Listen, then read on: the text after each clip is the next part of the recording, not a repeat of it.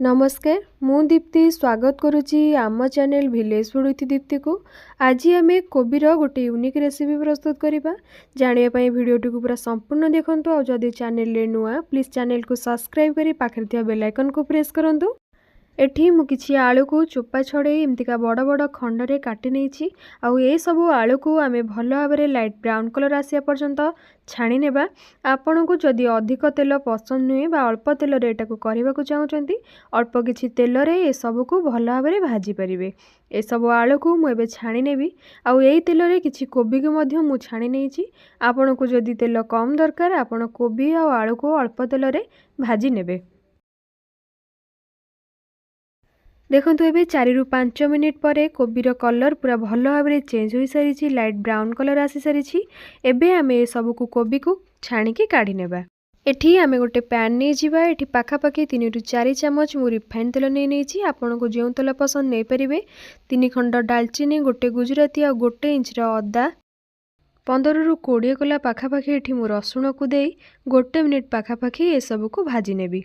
ए सब टिके भाजी होला परे एठी मु 3टी बड़ साइज रो पियाज को काटिके ऐड करके नौची स्लाइस करके नेची। आपण चाहला ठार बड़ खंड मध्ये यूज करि परिबे। ए पियाज को देकी पाखापाखि 2 ରୁ 3 मिनिट टमाटो को भाजी नेबा।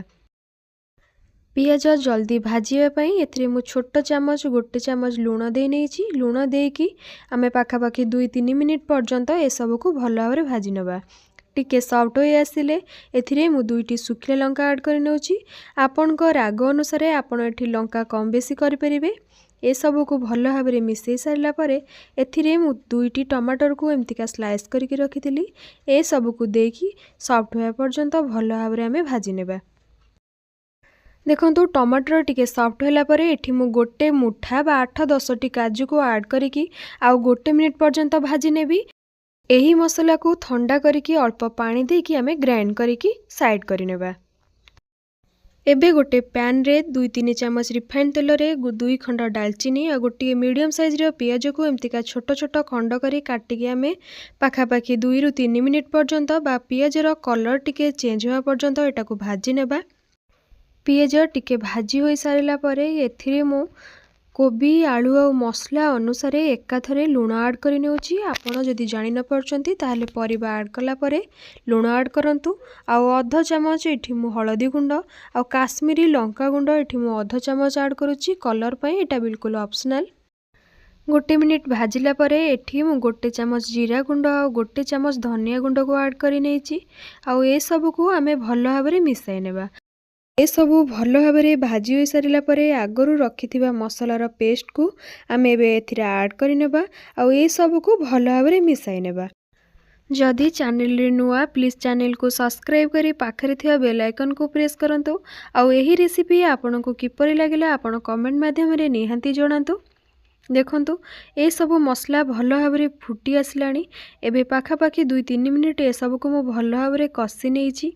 एबे एथिरे मु 1 चामच मीट मसला पकाउची। आपन को जो मसला पसंद पकई परिबे। आउ अध चामच गरम मसला पकई ए सब को भल भाबरे मिसाई नबा। एठी मु पाखापाखि 2-3 चामच एठी मु दही ऐड कर नेबी। आउ दही पकई कि आमे सांगे सांगे चलई नबा जहा द्वारा दहीटी फाटी न थाए।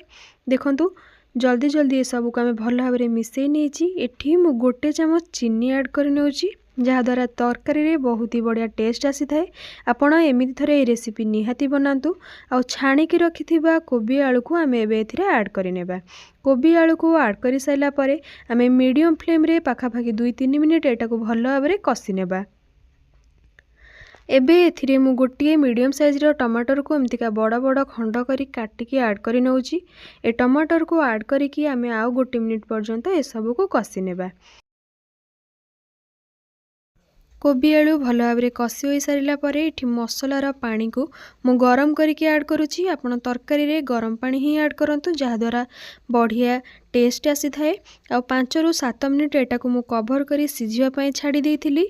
अल्प ग्रेवी रखिकी एथिरे मु 1 चामच कस्तूरी मेथी आ 1 चामच एठी मु गरम मसला ऐड करि नौची।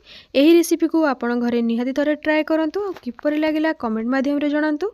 रहुची नमस्कार।